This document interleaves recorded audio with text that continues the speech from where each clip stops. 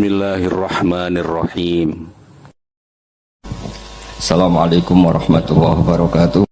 Dulu ketika sahabat punya imam yang lama sekali kalau sholat, sehingga si sahabat yang satu yang petani ini mufarokoh itu memisahkan diri, kemudian imamnya diselip. Itu boleh memang dalam fikih. Kamu niat mufarokoh dulu. Mufarokoh itu niat bahwa kamu memutus hubungan dengan imam, kemudian meneruskan sholat sendiri.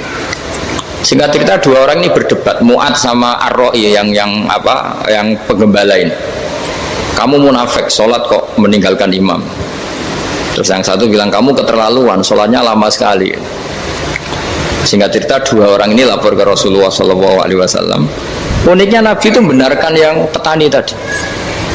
Kamu Mu'ad jadi masalah. Agama ini tidak boleh jadi problem. Kalau kamu ngimami orang, jangan lama-lama. Di situ ada ibu-ibu yang ditunggui anaknya yang sedang menyusu, banyak petani yang nunggu macam-macam. Kayak pegawai POM ya ditunggu shift temannya, pegawai Indomaret juga gitu, apalagi Grab mungkin ditunggu penumpangnya macam-macam. Sehingga kebaikannya teman-teman yang kerja serabutan begini juga bergantung kebaikan imam tadi. Kalau sholat itu tidak boleh lama-lama, apalagi wiridan. Sholatnya aja nggak boleh lama-lama, apalagi wiridannya. Nah, kadang-kadang orang ngira kebaikan tuh nggak ada sempritnya. Ada juga sholat tuh ya disemprit sama Nabi. Kalau terlalu lama juga disalahkan, karena nanti agama ini menjadi apa? Menjadi problematika. Nah, termasuk kebaikan kita ketika membolehkan ya, atau mentoleransi atau mendukung pekerjaan mulai Grab dan lain-lain adalah agama ini rahmatan lil alamin. Dulu ada seorang sahabat tanya, ya Rasulullah, boleh enggak kita ngegeng di perapatan gitu?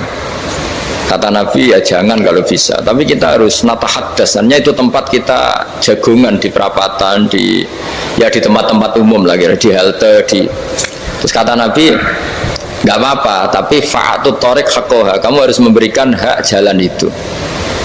Apa hak jalan itu? Satu, kamu amar ma'ruf, kalau bisa ya nahi mungkar, kemudian bikin suasana orang lainnya menjadi aman. Nah, ini yang catatan. Kalau hitung saja, yang ikut Grab itu berapa ribu? Nah, ini tuh energi besar kalau di atas 100 ribu. Hitung ya teman-teman di Grab, 100 ribu. 100 ribu ini kalau soleh semua, atau setengah soleh lah, kalau soleh banget keberatan dia soleh, setengah soleh. Itu tuh ada, ini sudah saya pikir, ada kebaikan yang menyebar di seluruh Nusantara yang berjumlah 100 ribu. Ini luar biasa. Ada kecelakaan, dia menolong pertama. Ada pemerkosaan, menolong pertama. Mungkin ada pencurian, ada apa.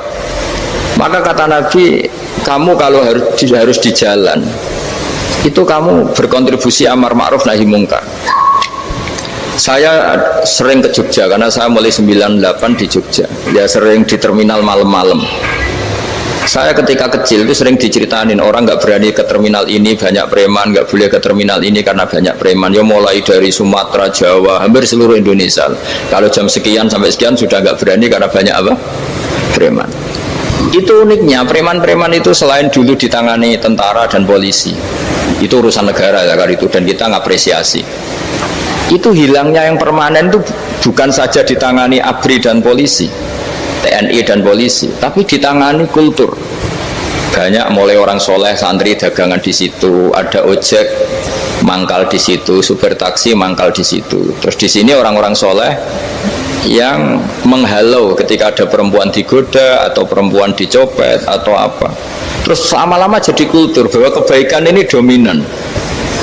Setelah kebaikan dominan ini otomatis menyingkir sedikit demi sedikit. Jadi selain negara ini harus melakukan sesuatu yang seharusnya, yaitu menjaga masyarakat dari kriminalitas, sebetulnya yang paling awet dan paling mudah dilakukan itu tadi, kebaikan harus menjadi kultur bersama. Sehingga kalau terminal kemudian ada mbak-mbak jilbaban yang dagang, terus bapaknya soleh, ada musola yang hidup, ojeknya juga gitu, terus supir taksinya, lalu kebaikan itu menjadi nilai bersama. Saking jadi nilai bersama, ibu-ibu yang takut atas dirinya nggak ngojek kecuali Pak ini karena terkenal amanah, nggak naksi kecuali Pak ini karena terkenal amanah. Dan kita Indonesia itu ingin seperti itu, sehingga amanah ini menjadi nilai bersama dan otomatis menjadi keamanan bersama. Corong Jawa itu tego nitipno anake karena dijamin aman, tego nitipkan istrinya juga karena dijamin aman. Nah, kalau kebaikan ini juga menjadi satu nilai jual dan kita bisa mengawal secara serius, itu alhamdulillah betul. Nah, dimulai dari mana? Satu, mental kita takwa.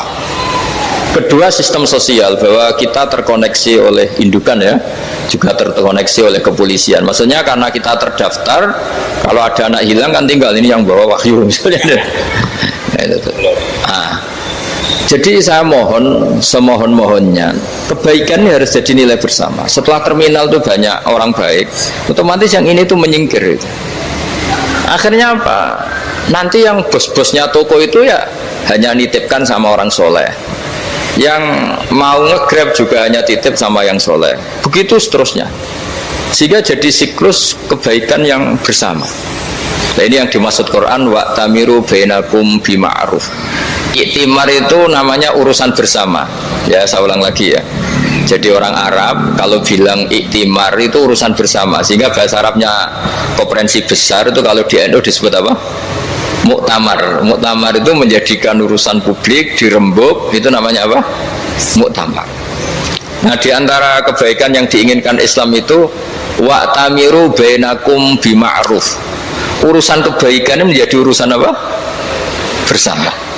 Ya, saya contoh itu kecil saya itu mesti dikandani sama orang-orang tua, jangan di terminal ini sampai jam ini, jangan di perapatan ini ketika sudah jam begini.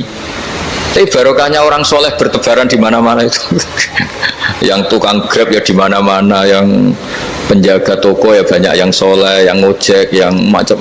Sehingga di terminal itu nyari tempat sholat ya gampang, cari tempat duduk ya gampang, nyari orang amanah ya gampang. Bahkan lama-lama yang nggak amanah ini nggak laku.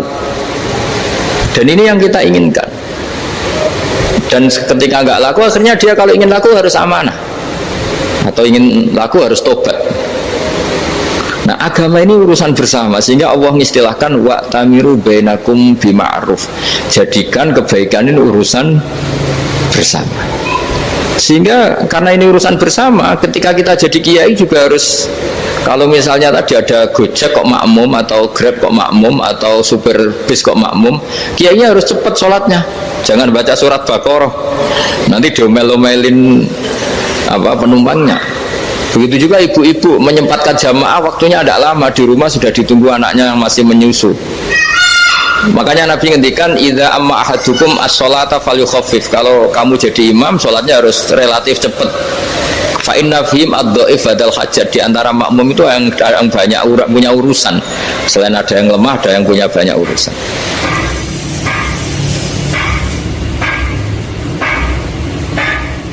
Nah, terus ketiga, masalah kekayaan hati.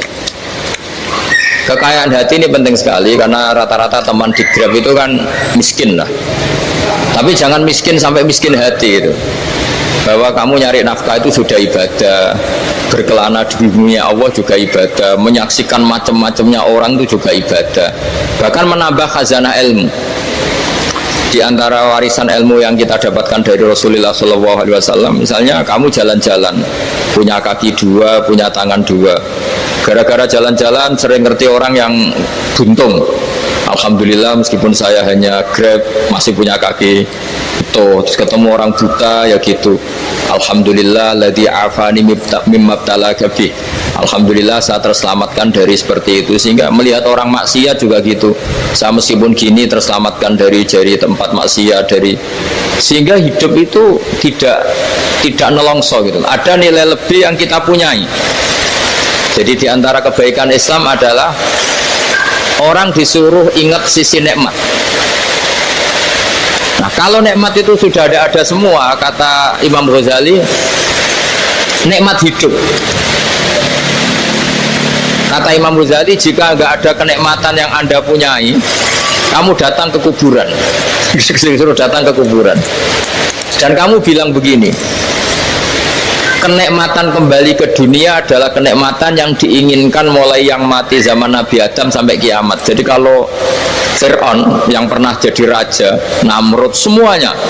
Bahkan orang-orang soleh sekalipun, kalau kamu tanya keinginan terbaiknya apa? Ingin kembali hidup untuk membenahi kesalahannya zaman hidup. Artinya apa? Kehidupan yang kita miliki sekarang adalah kenikmatan yang dirindukan mulai yang mati zaman Nabi Adam sampai kiamat. Maknanya apa? Kita punya kenikmatan yang luar biasa karena kenikmatan yang dirindukan oleh orang yang sudah mati mulai dulu sampai sekarang. Apapun masalah hidup Anda ini punya kenikmatan yang nggak tertandingi, yaitu namanya hidup. Barokahnya hidup itu kita bisa tobat. Setidaknya ingin tobat. Kalau nggak bisa tobat, ingin tobat. Makanya di Indonesia itu banyak nyuwun sewu, banyak maling yang anaknya itu soleh. Karena kalau ngandani anaknya tetap gini, wes le bapak tok sing lakoni kowe ojo. Terus bapak tok yang alami ini kamu jangan. Banyak di Indonesia orang nggak bisa baca Quran, anaknya hafid. Karena setiap bodoh itu tidak diwariskan. Wes le bapak tok sing bodoh kowe ojo bodoh. Mungkin teman-teman di GER juga gitu, wes bapak tok cung sing nasi pengene kowe ojo. Jadi kebaikan begini itu akan terus-menerus diwariskan. Sehingga banyak orang tidak tamat SD anaknya dosen, nggak tamat SMP anaknya dekan. Karena setiap dari kita itu cita-cita kebaikannya menurun ke anak cucunya, keburukannya berhenti di dia. Cara wong Jawa itu bapak tok sing lakoni. Nah, di sini saya jelaskan tentang kekayaan rohani. Jadi saya mohon ketika Anda jalan-jalan ngantar penumpang itu harus sering muji Allah Subhanahu wa taala. Ya, saya bacakan ayatnya, at-taibunal abidunal hamidun. Orang baik itu yang tobat, yang ahli ibadah. Ini diantara definisinya itu as-saihun, yang sering jalan-jalan. Siaka itu jalan-jalan. Jadi orang paling bejo sak dunia itu sampai harus jalan-jalan ibadah dapat uang. Tapi syaratnya ibadah. Sekali tidak ibadah dapatnya masalah kan? Sering gonjekkan orang cantik terus ingat istrinya tidak cantik.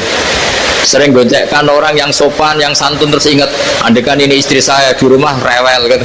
Jadi kalau kamu tidak taat itu adanya penyesalan. Di lampu merah ada orang naik Ferrari, naik Alphard, sementara kamu di rumah hanya mobil butut, kadang malah tidak punya mobil. Jadi kekayaan rohani itu dimulai dari mana? Dimulai dari taat. Cara berpikir itu taat, bukan maksiat.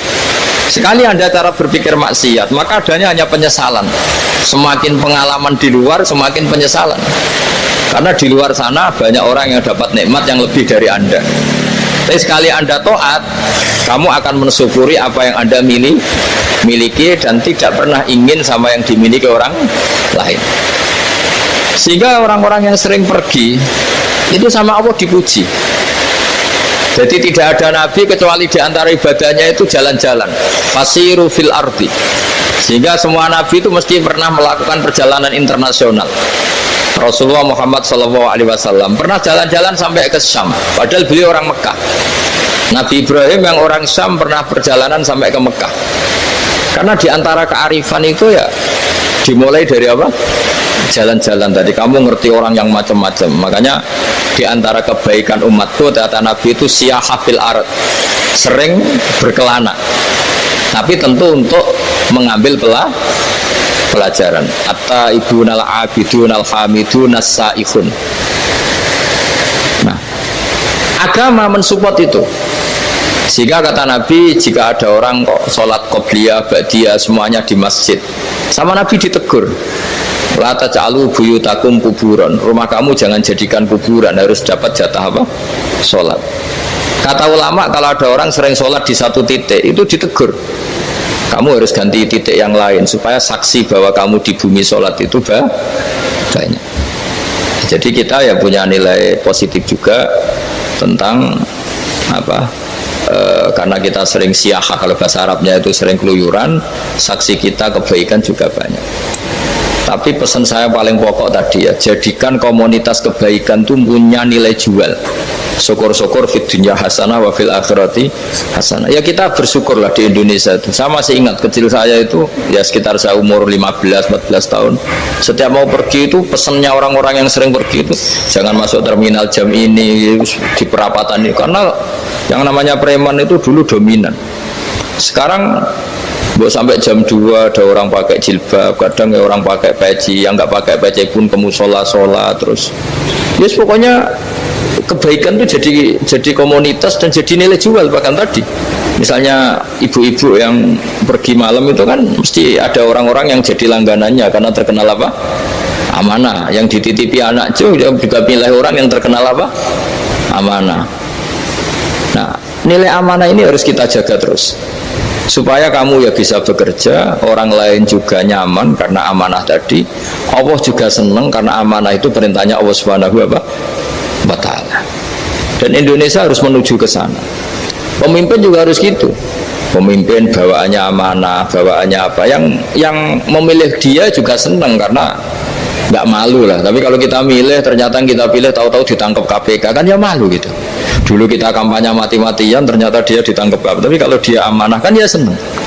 Sama kalau tukang Grab ketangkap satu karena penodaan atau karena pengkhianatan, yang malu juga semua karena kadang-kadang nanti digeneralisir seakan-akan semuanya seperti itu. Tapi dengan reputasi panjang nggak pernah terjadi apa-apa dalam Grab kan otomatis lainnya juga terangkat. Nah, ini yang dimaksud wa'tamiru bainakum bima'ruf. Jadikan kebaikan itu urusan bersama.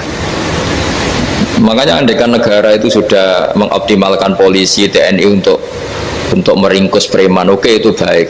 Tapi ya lebih awet lagi kalau itu ditopang masyarakat. Karena yang nggak amanah terkucilkan, terus akhirnya Grabnya nggak laku, akhirnya dia dipecat, akhirnya kan yang maksiat hilang, yang kriminal hilang, yang ada hanya Grab-Grab yang baik. Begitu juga di dunia apapun. Itu yang dimaksud wa'tamiru bainakum bima'ruf. Jadikan kebaikan ini urusan apa? Bersama. Nah, karena kita baik, otomatis jadi teladan yang baik bagi anak kita, istri kita, tetangga kita. Dan karena kita baik, maka terhormat. Sehingga orang melihat Grab itu simpatik, respect, karena reputasinya baik. Nah, karena orang respect tidak dicibir. Barokahnya tidak dicibir, tidak mangkel. Barokahnya tidak mangkel, tidak saling ejek, bahkan tidak saling bunuh. Coba kalau kita jelek, dicibir orang, kita dalam keadaan mabuk, tidak terkontrol, bunuh. Jadi efek dari maksiat itu begitu buruknya. Sehingga penelitian itu mengatakan kebanyakan kecelakaan ya pemicu utamanya rata-rata ya nyopir dalam keadaan mabuk. Beberapa nyuwun sewu kasus-kasus kriminal rata-rata dipicu oleh hal-hal seperti itu. Makanya meskipun di luar saya tolong hindari narkoba, hindari hal-hal yang maksiat supaya pekerjaan Anda ini barokah.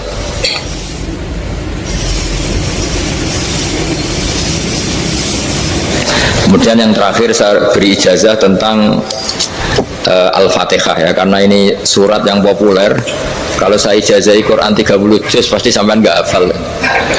Atau ijazah surat Baqarah, kalau mau Baqarah mau. Ijazahi surat Baqarah mau 2 juz setengah. Mau Mas Asep?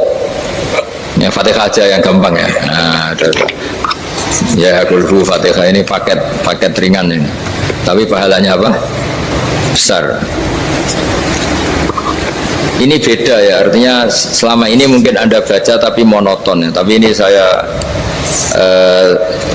bacakan teks aslinya tentang istilahnya itu mazaya itu kelebihannya Fatihah. Saya baca Arabnya dulu, nanti ini terakhir ijazah. Tadi kan saran-saran umum tentang sosial ya, pokoknya jadikan kebaikan itu punya nilai sosial yang baik lah. Jadi nanti orang yang nggak amanah nggak laku ya, calon bupati, gubernur, presiden yang nggak amanah juga nggak laku.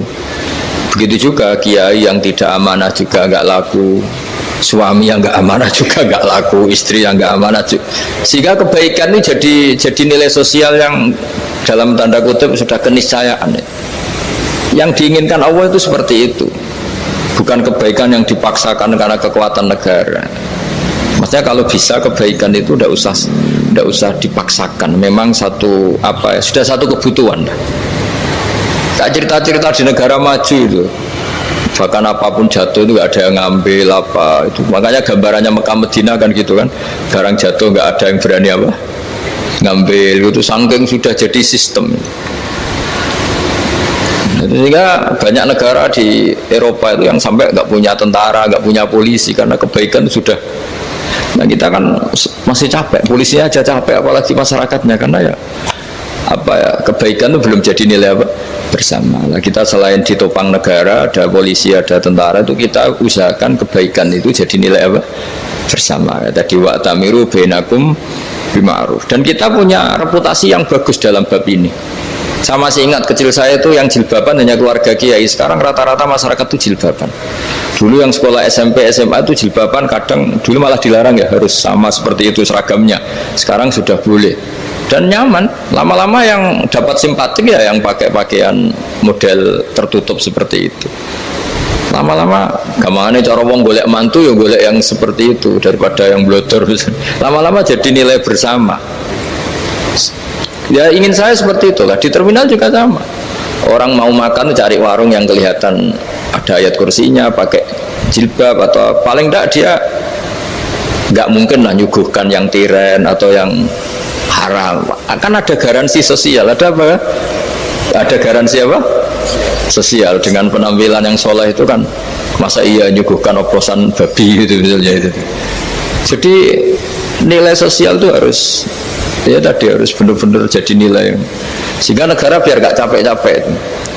Polisi juga gak capek kan, karena tugasnya corong Jawa mau ngawat-ngawati tok, tapi tidak perlu tegang karena kebaikan bisa jadi nilai apa bersama. Ya, ingat-ingat ya ayatnya tadi, wa'tamiru bainakum bima'ruf. Jadi kebaikan itu harus jadi nilai bersama. Iktimar itu menjadi urusan bersama. Makanya kalau kita rapat besar disebut apa? Muktamar. Muktamar itu urusan bersama. Ya tadi imamnya sholat juga menopang Gojek karena nggak lama-lama nopang Grab, nopang Kernet, nopang penjaga Indomaret, penjaga bensin, pom bensin. Nah dia hanya punya waktu 5 menit terus imamnya baca Baqarah. Iya imamnya mursyid, mungkin dia tambah lama tambah dapat aplaus dari muhibbinnya, tapi makmumnya dia tambah lama tambah dapat penghormatan dari pecintanya, tapi kitanya wah khusyuk wali kan, dia dapat status naik lah. Kita yang sudah tidak ikut jadi wali diganggu apa pekerjaannya. Kalau ada imam seperti itu sampai mufarokoh saja, niat ya Allah sampai sini saja saya makmum orang itu, silakan orang itu punya urusan sendiri dengan jenengan, ya sudah terus salib saja apa. Itu boleh kalau dalam fikih namanya apa mufarokoh. Mufarokoh itu niat, tapi kamu jangan langsung selonong mufarokoh, niat dulu pamit sama Allah bahwa sekarang mau mufarokoh. Ya, tapi ya jadi sholat yang aneh kan, imamnya masih rukuk, kamu terus sujud, terus apa-apa selesai ya. Mungkin dalam pandangan itu orang lain begini, maksudnya makmum gimana ini kok begini. Tapi sudahlah, Allah Maha tahu. Nah, insya Allah dimaklumi. Ya saya baca tentang Fatihah ya, karena sampean pasti sering baca Fatihah. Supaya apa sekaligus jadi jimat lah gitu. Jadi kalau kamu sering di jalan-jalan yang mungkin sepi, atau mungkin kan tidak semua teman Grab itu nasibnya bagus yang di Semarang Jogja, mungkin yang di Kalimantan di Papua kan ada yang 10 kilo gak ketemu rumah ya kan, yang lihat di TV itu kan kasihan kan, sudah 10 kilo gak ketemu rumah, penumpangnya kewekar preman tuh kan, ini makan orang enggak kan, udah kan ujiannya dua. Kalau penumpangnya cantik itu ya kecoba syahwat, kalau preman takut. Jadi orang itu selalu ujian itu. Sing sedengan itu kan jarang orang itu. Jadi kalau penumpangnya perempuan cantik ujiannya itu syahwat, kalau preman ujiannya ketakutan. Kalau orang yang lemah bawa uang ujiannya kamu ingin garong. Jadi hidup itu memang semuanya ujian. Liyabluwakum ayyukum ahsanu amala. Makanya saya sering ditanya oleh teman-teman, Gus, nah ujiannya kenal wong wedok elek piye? Sama, kenal wong ayu ujiannya syahwat, kenal wong elek ujiannya ngenyek, itu sama-sama dosa. Syahwat ya dosa, ngenyek juga dosa. Wah elek keriting untune metu ya dosa, ngomong gitu. Kadang-kadang orang berpikir enak kancanan wong elek gak dosa. Kata siapa kancanan wong elek itu ya dosa, karena bawaannya ngenyek. Ngenyek itu menyepelekan itu. Makanya saya itu ya nggak mau berteman sampean. Nanti kan bawaannya ngenyek atau seneng ya tidak tahu. Ya sudah ada takdir saja, kalau ketemu ya tak ulang ngaji gitu. Tapi ini ngaji terakhir, setelah ini ngaji biasa aja, tidak usah resmi gini. Ngaji kok resmi aneh. Pokoknya nanti suatu saat kalau pandemi sudah berlalu saya akan ngaji Rebonan, ini ngaji. Ini ngaji yang kurang bagus karena ngatur kiai kurang berkah ini. Nanti tapi ya lumayan lah masih mau ngaji. Ngaji kok tanggal ini jam ini. Sekarang suatu saat kamu tak panggil, Mas Wahyu datang ke sini jam ini, tidak mesti bisa. Mungkin pas ada acara apa, maaf ke sini pas ngecek pas apa. Jadi ya sudah, tapi tak maafkan, enggak apa-apa. Takdir ya. Tak bacakan supaya sampean tahu keramatnya Bismillah. Nah sebelum saya bacakan Bismillah Fatihah, tak beritahu tentang ilmu tafsirnya karena ini penting sekali. Fatihah itu dawuhnya Allah, tentu itu dawuhnya Allah. Saya ulang lagi, itu kalam Allah. Tapi yang sudah diberikan kesampaian ke kita semua, sehingga seakan-akan itu menjadi dawuhnya kita ke Allah. Jangan salah loh ya, Fatihah itu dawuh Allah, tapi sudah diberikan ke kita, sehingga posisi kita itu yang punya itu. Nah kenapa ini perlu dijelaskan? Karena nanti ada kalimat iyyaka na'budu wa iyyaka nasta'in. Kalau itu masih kalam Allah, berarti Allah ngomong ke kamu, ngendikan ke kamu, kepadamu aku menyembah. Masa Allah menyembah kamu? Nah sehingga ilmu tafsir itu menyelesaikan itu dulu ya. Saya ulang lagi ya, sebelum sampean sering baca Fatihah, aku yakin ya sering baca. Tapi barokahnya tidak paham itu tidak pernah janggal. Enggak paham itu ya penting supaya tidak iskal, tidak janggal. Sebetulnya di kalimat itu ada yang janggal. Kalau Fatihah itu kalimatnya Allah atau kalam Allah, bagaimana dengan kata-kata iyyaka na'budu? Masa Allah ngendikan ke kita, kepadamu kami menyembah? Masa Allah menyembah kita? Maka penyelesaiannya secara ilmu tafsir gimana? Semua ulama mengatakan, bukan satu dua, semuanya mengatakan di Fatihah itu semuanya diberi kawalan kalimat. Saya ulang lagi ya, di Fatihah itu semuanya diberi awalan kalimat qulu, katakan wahai hambaku begini. Ya, katakan wahai hambaku begini. Nah, begini ini pelajaran dari Allah yang sudah diberikan ke kita. Terus kita mengatakan bismillahirrahmanirrahim, alhamdulillahirabbil, termasuk kita mengatakan iyyaka na'budu wa iyyaka nasta'in. Jangan bayangkan Allah ngendikan ke kita. Kalau Allah ngendikan kita berarti gini, hei Wahyu, ihdinas siratal mustaqim, tunjukkan saya jalan yang benar. Nah nanti kamu terus, ya Allah, Anda aja minta tolong saya minta tolong siapa kan? Jadi panjang kan? Ya, saya ulang lagi ya. Jadi itu di Ulumul Quran diterangkan gimana? Sebelum baca Fatihah, ya. Fatihah itu kalamullah, ngendikannya Allah, tapi yang sudah diajarkan ke kita dan sudah milik kita, sehingga kalimat itu menjadi milik kita. Tapi ya kalamullah, tetap kalamullah, tapi sudah menjadi milik kita. Sudah paham ya? Ya pinter nah. Ya, karena kalau tanpa penjelasan seperti ini, Anda akan iskal. Bagaimana Allah iskal itu janggal? Bagaimana Allah mengatakan iya karena butuh? Kan jadi aneh kan? Ya, jadi tak jelaskan secara ilmiah ya. Jadi kata ulama-ulama tafsir, ayat-ayat Quran seperti ini sebetulnya dimulai dari qulu, apa? Meskipun nggak dilafatkan. Itu kan sama dengan qul huwallahu ahad Muhammad, katakan kalau Tuhan itu satu. Ya namanya Quran itu kan kalam Allah, membina nabinya, membina umatnya. Makanya dikatakan atau enggak, di sini tersembunyi kata qulu, katakan. Ya, jadi ya ibarat apa itu, kamu ngajari anak kamu lah, panggil jenengan bapak kulo. Itu maksudnya anak itu, kalimat itu kalimat kamu, tapi kamu ajarkan ke anak kamu. Terus anak kamu bilang, Pak jenengan bapak kulo. Nah ketika kamu mengatakan jenengan, bukan kamu mengatakan jenengan anakku, berarti anakmu itu bapakmu, kan lucu kan. Anak kamu ajari jenengan bapak kulo, kamu engkau bapak saya. Terus anak kamu mengulang, jenengan atau kamu bapak saya. Berarti itu kalimat yang kamu ajarkan, tapi sekarang sudah milik anak kamu. Kalau itu kalimat kamu kan lucu, masa anak kamu bilang bapak? Nah itu seperti itu. Jadi ulama memberi solusi atau jawaban iya karena abudu. Iya itu sebelumnya ada kata-kata kulu, katakan wahai hambaku, hubungan kamu dengan saya adalah katakan iya karena abudu wa iya karena nasta'in.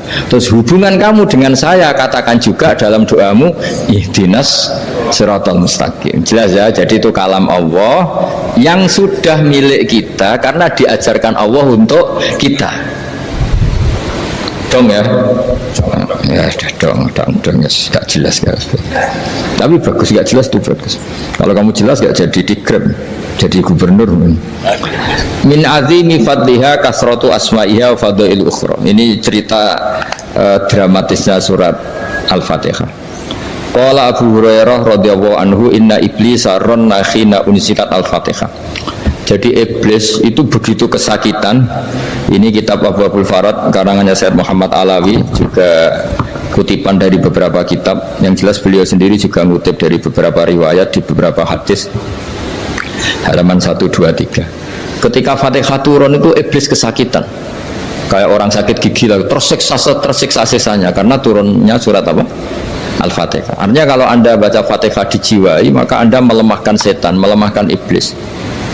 Wa qala Mujahid khina unzilat Fatihatul kitab ronna fastama indahu asyayatin. Jadi ketika Fatihah itu turun, iblis itu terkapar lah kira-kira sampai dijenguk banyak setan. Jadi kemana di ICU lah kira-kira gitu kalau sekarang itu, entah COVID entah enggak tahu, pokoknya di ICU sampai dijenguk banyak setan. Enggak tahu bawa apa enggak tahu, pokoknya dijenguk banyak setan. Nah nyangoni karena ini apa? Ketuanya apa? Pingsan, sakit. Jadi iblis itu sakit sampai dijenguk anak buahnya setan-setan. Ya semoga kalian semua tidak kenal setan. Kalau kenal berarti teman, apa? Wa qalu misla dzalik wa qala lahum laisa mimma taquluna syai'un walakin unzilat suratun laisa ajru qailiha illa an harrama alaihi nar jahannam. Saya ini bukan sakit fisik, kata iblis. Kamu tidak usah jenguk saya, datangkan dokter terbaik, tidak usah. Saya ini tidak sakit fisik. Saya ini sakit karena ada surat yang diturunkan, yang pahala yang melafadzkan surat itu pasti selamat dari neraka. Padahal misi terbesar saya ini supaya manusia masuk neraka. Sekarang punya tamengnya. Gue pusing kan? Ya seperti orang lah, goda sampean ternyata sampean setia, itu kan pusing. Nah ternyata tidak setia, itu yang akhirnya ribet kan itu. Jadi iblis itu cita-cita terbesarnya kan semua orang itu masuk neraka. Nah sekarang turun satu surat yang gara-gara surat itu siapapun yang baca dijamin selamat dari neraka. Jadi walakin unzilat suratun laisa ajru qailiha illa an harramallahu alaihi nar jahannam. Karena jadi dia shock lah, jadi kalau orang di Jawa itu bilang shock. Aduh sial nasib saya ini umat nggak bisa saya goda lagi karena punya tamengnya tadi punya. Qad tolakai dukum wa makrukum. Rekayasa kalian sekarang itu tidak ada gunanya semua. Nah, ini alhamdulillah di Indonesia kelihatan kan banyak yang miskin, banyak yang susah. Tapi selagi mereka masih sholat, tuh keinginan mencari halal itu masih tinggi. Kayak apa kita di tengah kota, jauh dari anak istri, jauh dari tetangga. Biasanya kalau orang jauh dari anak istri, tetangga kan sakar PDW. Tapi yang soleh masih banyak, sudah jauh dari keluarga tetap lurus. Loh, kalau yang dekat lurus kan wajar, konangan wong akeh kan. Ini sudah jauh masih lurus. Nah ini nggak lepas dari barokahnya surat apa? Surat Fatihah tadi. Jadi karena ada surat yang menjamin pelafalnya atau qailiha terbebas dari api neraka. Wa qalat as-sayatinu lahu is ayyusai'in ta'muruna ya maulana.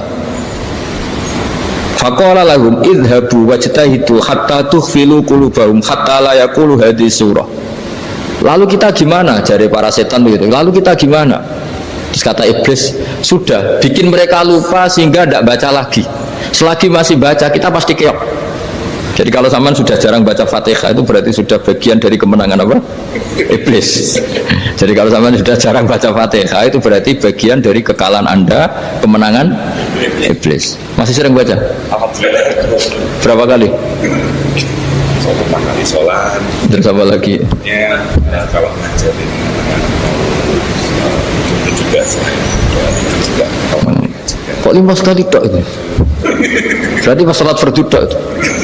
Enggak 5 kali itu, mendingan itu 17. Kamu itu ngitungnya jangan 5 ini. 5 waktu itu berarti lumayan lah, berapa? 17 ya? Ya 17 ya? Ya 17, tapi kalau makmum tuh sering separuh kan, apalagi makmum terawih. Ya kan? Makmum terawih itu bacanya Fatihah ada yang sempurna enggak ya? Ya enggak lah. Baru alhamdulillah rabbil alamin ruko ikut ruko ini gitu. Makmum kan yang terawih lah. Kalau terawih jarang sempurna ya. Fatihahnya itu. Kan imam sudah ruko. Kamu bacanya Fatihah sampai mana tuh? Baru setengah ya. Ya paling pas terawih aja kan enggak sempurna ya. Apalagi kalau imamnya sing kilat tuh, waduh malah. Nah ketika Fatihah itu sebegitu keramatnya, sebegitu topnya, itu setan rapat, singkat cerita itu yang tadi dipimpin oleh iblis yang sedang terkapar apa? Terus tali obatnya nggak ada, cuma dia shock karena ada surat yang turun yang melafatkan itu pasti selamat dari apa? Neraka. Nah ini gimana saran Anda? Terus sarannya adalah bikin orang-orang itu lupa, tidak baca Fatihah. Nah ini rapatnya iblis. Idzabu wajtahidu hatta tufilu qulubahum hatta la yaqulu hadhihi surah kala yuksiru qira'ataha wa la yakunu lahum ajrun wa thawabun bal yakunu lahum adzabun wa iqabun.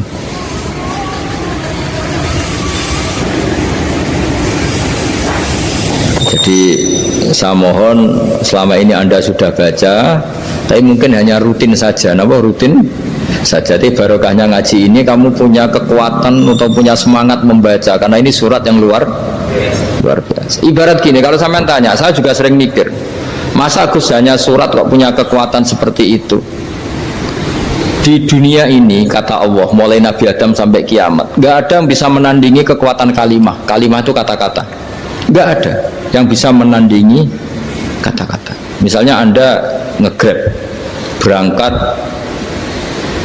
istri cuek, berangkat cuek, itu beda dengan ketika meskipun satu kalimat, wes Pak muga-muga dilindungi pangeran, mungkin jenengan selamat, itu menjadi teduh dan semangatnya luar biasa karena kayak mendapat support. Jadi kira-kira kalimat itu hubungannya kita dengan Allah. Fatihah itu seperti itu. Kamu melafadzkan satu kata-kata yang dibenarkan langit bumi, dibenarkan aras, dibenarkan malaikat, dibenarkan semua penghuni di dunia ini. Sehingga itu efeknya luar biasa. Itu seperti gini ya, kamu cerai sama istri, terus nikah lagi katut babon. 10 tahun anak kamu dididik, ibunya benci kamu, dan memang Anda layak dibenci. Dan sampai nggak pernah manggil kamu Pak. Suatu saat kamu tentu rindu kan, ingin dipanggil bapak oleh anak kamu. Suatu saat anak ini manggil kamu Pak E. Itu senengnya bukan main, hanya sebuah kata-kata. Makanya kadang-kadang orang itu tanya sama kiai, ijazah lafadz ini gunanya apa sih? Itu ijazah-ijazah itu untaian kata-kata, yang kata-kata ini dibenarkan langit dan bumi dan aras dan para malaikat, sehingga efeknya itu luar. Nah ibarat seperti itulah, kamu melafadzkan Fatihah itu melafadzkan kata-kata yang dibenarkan Allah dan Rasul dan semua malaikat, semua penghuni langit, maka ini efeknya pasti luar. Nah di sini lah orang-orang dulu itu tahu keramatnya itu, sehingga ketika melawan Belanda, melawan Jepang dulu itu kalimat-kalimat itu menjadi mantra yang luar biasa. Doa lah, doa yang luar biasa. Tapi di era modern karena orang sudah tidak ngerti itu, dianggap itu mantra, jimat, khurafat, bid'ah, waduh ribet meneh malah. Sebetulnya tidak seperti itu. Memang kata-kata ini kekuatannya luar biasa. Sama kesakitan hati kamu juga karena itu. Wis ngojek wangilan. Lha Pak di bojo kok kowe gagah tok kere. Wah, iku seling terus mesti. Padahal kalimat itu kan tidak melukai secara fisik, tapi apa kerjanya sesuk sarasa-rasen. Karena terus dengan pengadilan seperti itu kan, ngapain kerja demi perempuan yang seperti ini? Lagi-lagi kata-kata ini luar. Nah bayangkan kalau kata-kata itu adalah kalimat yang diajarkan Allah lewat Rasulnya, lewat malaikat Jibril. Kayak apa kekuatannya itu? Nah, kira-kira Fatihah itu gitu. Kalimat yang baik, kalimat thayyibah diajarkan oleh Allah dan Rasul. Kayak apa kira-kira kekuatannya? Pasti luar biasa. Wong support yang dikatakan istri kita, anak kita aja luar biasa, apalagi ini support yang diajarkan Allah dan Rasul. Ya makanya saya mohon kalau baca Fatihah, baca kalimat-kalimat thayyibah ketika sholat itu dijiwai. Ya misalnya Rabbana lakal hamdu mil'us samawati wa mil'ul ardi wa mil'u ma syi'ta min syai'im. Engkau zat yang layak dipuji, dan pujian ini memenuhi langit dan bumi. Karena kita tahu nggak ada sejengkal di alam raya ini kecuali di situ ada rahmat Allah. Misalnya kamu bisa lewat sampai rumah saya, kamu mungkin anggap biasa saja. Coba kalau ngalami likuifaksi, tahu-tahu bumi ini ambles, bisa ngelewati yang likuifaksi itu luar. Tanyakan orang pernah ngalami likuifaksi di Sulawesi, itu melihat bumi bisa diinjak gak ambles itu, wah luar. Sama nggak ngalami itu sehingga lewat bumi ya biasa aja. Coba kalau ngalami seperti tidur, ya biasa aja. Coba kalau ada gempa, bahwa bumi tenang ini sudah nikmat yang luar biasa. Masa kamu ngakui nikmat nunggu digituin? Ya kan? Nah, makanya baca Fatihah dijiwai lah, bahwa ini kalimat yang luar biasa. Nah, saya teruskan ya. Warwa Muslimun fi sahihihi an Ibnu Abbas radhiyallahu anhuma annahu qala bainama Jibril alaihi salam qaidun dan Nabi itsami anaqidan min fawqih farafa ra'sahu faqala hadza babun minas sama futihal yawma lam yuftaqadhu ilal yaum fanazala minhu malakun faqala hadza malakun nazala ilal ardi wa lam yanzil qattu illal yauma fasallim waqal abshir binuraini qad utitahuma lam yu'tahuma nabiyyun qablak Fatihatul kitab wa khawatimu suratil baqarah. Jadi suatu saat Jibril ini jagongan kira-kira gitu sama Rasulullah, tahu-tahu langit itu gemuruh. Langit gemuruh, kata Jibril, terus semuanya ngangkat kepala ke langit. Ini pintu langit baru ini dibuka, yang sebelumnya tidak pernah dibuka seperti ini. Turunlah malaikat, yang malaikat ini pun malaikat spesial, yang nggak malaikat murahan lah kira-kira gitu, yang nggak pernah turun ke bumi kecuali juga saat itu, dengan penyambutan yang luar biasa, dengan semuanya tidak pernah terjadi, hanya karena bahas surat Fatihah. Jadi ini surat yang luar biasa, pengawalannya lewat malaikat yang spesial, nggak pernah turun di bumi kecuali saat itu, penyambutannya juga nggak pernah seperti itu, baru seperti itu. Jadi semuanya itu spesial. Nah, kenapa ini spesial? Karena di situ ada isi puja-puji kepada Allah Subhanahu wa ta'ala. Ada ikrar kita, alhamdulillah rabbil alamin ar-rahmanir rahim. Ikrar ini penting. Kalau contoh paling gampang gitulah, kamu punya istri selama ini cerewet terus, suatu saat ngomong, Pak, tak angen-angen rawono wong lanang kayak sampeyan. Itu langsung tidak ada lelaki sebaik engkau. Itu sama senengnya, masya Allah, karena ada ikrar dari seorang istri ke kamu. Nah, bayangkan kalau ikrar kita sebagai hamba diakui oleh Allah Subhanahu, maka ikrar ini akan dicatat sebagai kebaikan kita yang kita panen nanti di akhirat, karena ada ikrar. Kita ikrar bahwa alhamdulillah rabbil alamin, kita ikrar ar-rahmanir rahim, kita ikrar maliki yaumiddin, kita ikrar iyyaka na'budu wa iyyaka nasta'in. Sampean misalnya jadi orang Indonesia, ketemu orang Indonesia yang makmur di Jerman, terus lupa Indonesia. Kamu orang Indonesia? Enggak, saya enggak orang Indonesia. Mangkel gak kira-kira? Mangkel. Karena salah ikrar kan gitu. Ya, jadi saya mohon jangan anggap kalimat itu hal yang biasa, tapi luar biasa. Nggih, ngoten mawon. Assalamualaikum warahmatullahi wabarakatuh.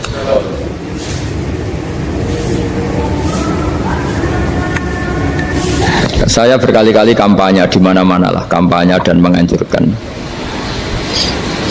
Di antara catatan dalam Suhufi Ibrahim wa Musa kan ada kan di Quran itu yang dinamakan lampiran-lampiran wasiatnya Nabi Ibrahim dan Nabi apa?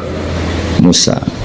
Itu diantara catatannya begini, orang yang punya akal itu adalah orang yang bisa menikmati sesuatu yang baik. Misalnya gini, contoh gampang gini, kamu punya anak pertama atau punya anak yang masih kecil, itu gendong tuh senangnya bukan main, melihat anak sehat tuh senangnya bukan main. Mungkin saat itu banyak orang yang sedang maksiat dengan perempuan nakal atau dengan teman-teman nakalnya, yang nganggap seperti itu tidak nikmat. Tapi andaikan ini ditimbang ya ditimbang. Yang maksiat betulan, misalnya paling ukuran bahagianya itu 70%.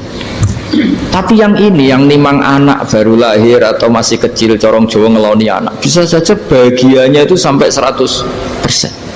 Artinya Selama ini kesalahan kita adalah nganggep maksiat itu pasti menyenangkan dan taat itu tidak menyenangkan. Makanya saya berkali-kali fatwa, untuk melawan kenikmatan maksiat orang harus terbiasa menikmati taat, menikmati kebaikan. Jangan kira kita nimang istri nikmat, nimang anak nikmat, ketemu teman yang lama tidak ketemu juga nikmat. Artinya kita akan melewati berjam-jam untuk jagungan sama teman, sama anak, sama istri.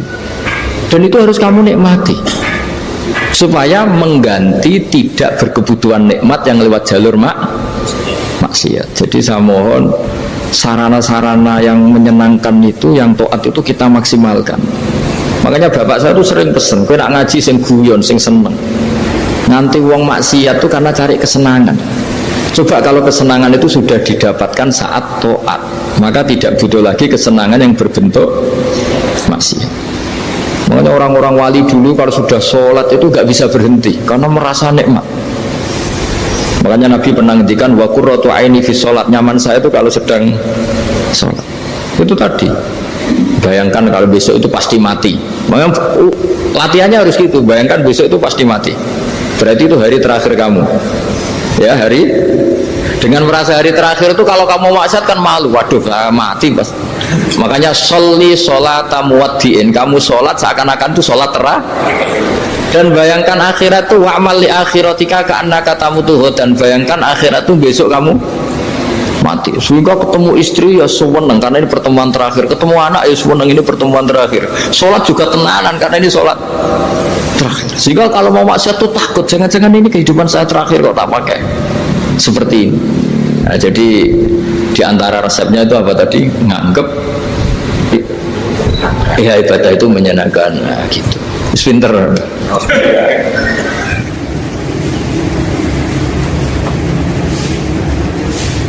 Oke, satu pertanyaan lagi, Gus. Ini ada pertanyaan dari teman-teman mitra driver Grab. Saat mengantarkan barang, tiba-tiba azan waktu sholat, ya, Gus. Lalu kita sebagai driver harus sholat dulu atau menyelesaikan orderan dulu, karena itu juga amanah kan orderannya itu. Mungkin nganter barang atau mungkin nganterin penumpang. Mengingat barang tersebut sudah ditunggu pemiliknya dan penumpang tersebut juga sudah ada janji yang lain, pokoknya gitu. Nyuwun pencerahannya, Gus, gitu. Begini ya, ini kan fikih sosial ya. Saya jawab, ini memang harus pakai fikih, nggak pakai rasa. Saya ulang lagi, pakai fikih, nggak pakai rasa. Waktu sholat itu kan banyak ya, diantaranya maghrib dan isya, duhur dan asar, terus subuh sendiri. Ya, ben sampean belajar fikih, orang belajar tasawuf ya. Nah, kalau subuh itu tidak ada toleransinya kalau waktunya sudah tinggal 10 menit karena tidak ada jamak. Ya, tidak ada apa? Jamak. Sehingga misalnya kalau kamu ngojek waktu tinggal 10 menit ya harus sholat. Tapi kalau sekedar dengar azan ya, ini penanyanya kayaknya itu teman kamu, jadi fikihnya kayak kamu, nggak jelas. Azan itu kan bukan akhir waktu sholat. Azan itu bukan akhir waktu sholat, tapi awal sholat. Itu tidak harus supir Grab, tidak harus supir Gojek. Meskipun kamu makan ada azan ya teruskan saja, kan tidak akhir waktu sholat. Anda menerima tamu, gendong anak, atau sedang nyupir, atau sedang bercengkrama sama teman. Kalau ada azan ya nggak apa-apa, misalnya diteruskan. Kan bukan akhir waktu sholat. Yang benar-benar harus ditinggalkan itu kalau waktu sholat misalnya tinggal 7 menit atau tinggal 8 menit. Waktu yang mau tidak mau kamu harus tasarrufkan, kamu peruntukkan injury time gitu. Ya, injury time. Ya, gitu aja kok nggak tahu ya. Nah, lalu misalnya, kalau pertanyaan tadi mestinya kelasnya itu kelas afdoliyah. Utamanya gimana? Kalau wajibnya belum ada karena kan waktunya masih panjang. Jadi pertanyaannya bukan wajibnya tapi sebaiknya, karena ini semuanya belum mendesak kan. Andai kan kamu teruskan nganter barang kan tidak ada jaminan waktunya habis.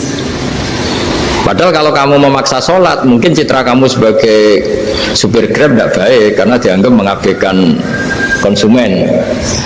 Nah, terus kedua menyangkut jarak. Oke, seperti itu. Nah, sekarang kalau pertanyaannya dibalik, makanya yang dibalik ini agak ribet. Waktu sholat tinggal 8 menit.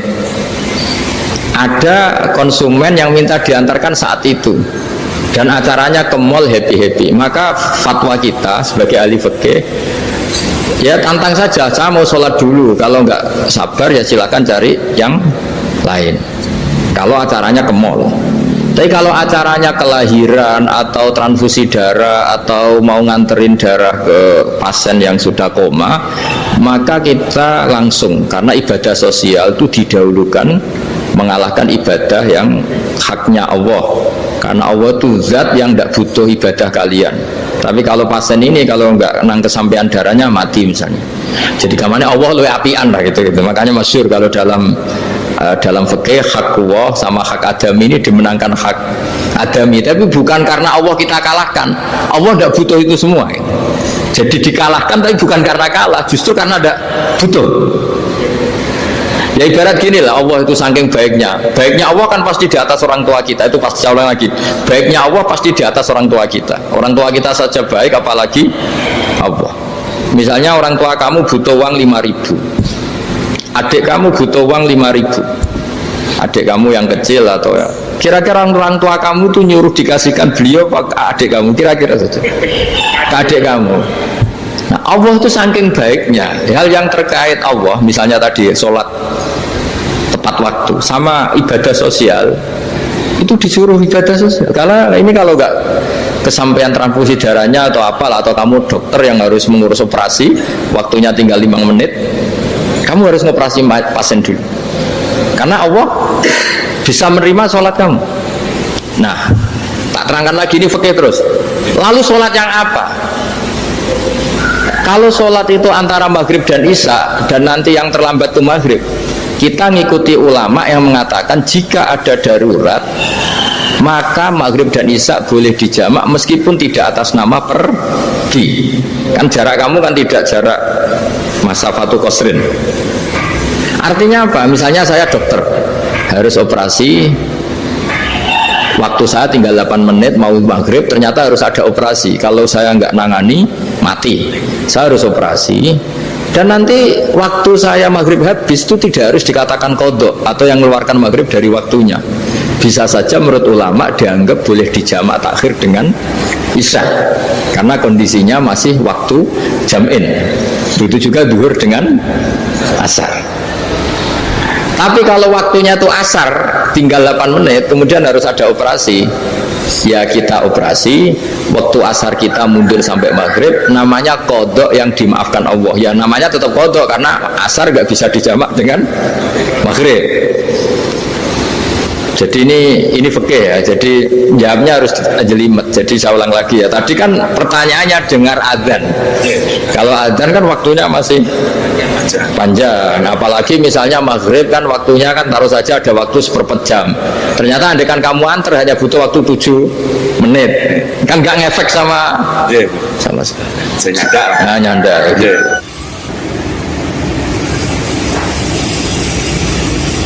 Kalau ada driver dapat orderan food, nganterin makanan, tapi makanannya non halal, itu pakai pripun. Nah makanya itu tadi, kamu tahu betul kalau itu non halal loh. Kalau itu sudah tahu pasti non halal, nah, iya, daging Tyrannosaurus nonton mungkin. Ya, makanya tadi itu memang PR kita di semua profesi. Saya ulang lagi, itu PR kita di semua profesi. Jadi ya itu makanya pentingnya istighfar tuh di situ tuh sudah kita sebagai ulama menghalalkan tidak mungkin, mengharamkan kamu juga demo, ini pekerjaan bis gitu. Tapi yang jelas itu tidak bisa dihindari. Ya sama lah seperti orang di bis itu. Kadang-kadang kan didoain semoga semua penumpang hasil ke tempat masing-masing, dan kalau ada copet berarti kan doain copet juga hasil tujuannya. Jadi di semua profesi itu resikonya. Makanya tadi saya bicara tentang fikih. Kaidah umumnya menolong maksiat itu bagian dari maksiat, menolong taat itu bagian dari taat. Mau tidak mau harus ada hukumnya. Setidaknya barokahnya tahu hukum. Kalau kita salah belum istighfar gitu, sudah salah nggak merasa salah gitu. Jadi barokahnya tahu hukum itu paling tidak kan kita ya istighfar lah. Kan ya tadi seperti paket misalnya, kan ada saja orang paket yang jelas-jelas barangnya itu haram, tapi atas nama profesionalitas kan mungkin tetap dikirimkan. Tapi barokah yang ngerti hukum dia istighfar. Nah, tapi karena kalau kita menyarankan sudah ada usah pekerjaan yang lain banyak nanti kan rai-rai potongan tawakal dikandani ngono kan ya repot deh. Nah, kalau kita kiai guys gak apa-apa wis pangeran sugih. Menurut sampean harusnya ternuntut Gus saya karena fatwa jenengan saya sekarang miskin ini gimana pertanggungjawabannya ya ribet kan. Tapi saya ulang lagi itu seninya ngelola kehidupan semuanya seperti itu. Jadi makanya kita nggak pernah berhenti berdoa Rabbana dzolamna anfusana, karena dalam sisi semua hidup kita itu pasti ada unsur nggak benernya gitu. Ya saya ulang lagi, pokoknya kaidah umumnya itu menolong taat itu ya ikut bagian dari taat, menolong maksiat ya bagian dari maksiat. Tapi ya tadi ya kita harus istighfar kan, cuma tadi yang jelas-jelas maksiat dan kita tidak tajassus. Saya ulang lagi, tidak tajassus itu neliti wong nanti jelimet. Jadi misalnya ada perempuan mau ngojek ke sini ya diantar saja, jangan tanya detail itu apanya mbak, hubungannya dengan kamu apanya. Wah ya ribet kalau dikepo. Wassallallahu ala sayyidina Muhammadin walhamdulillahi rabbil alamin.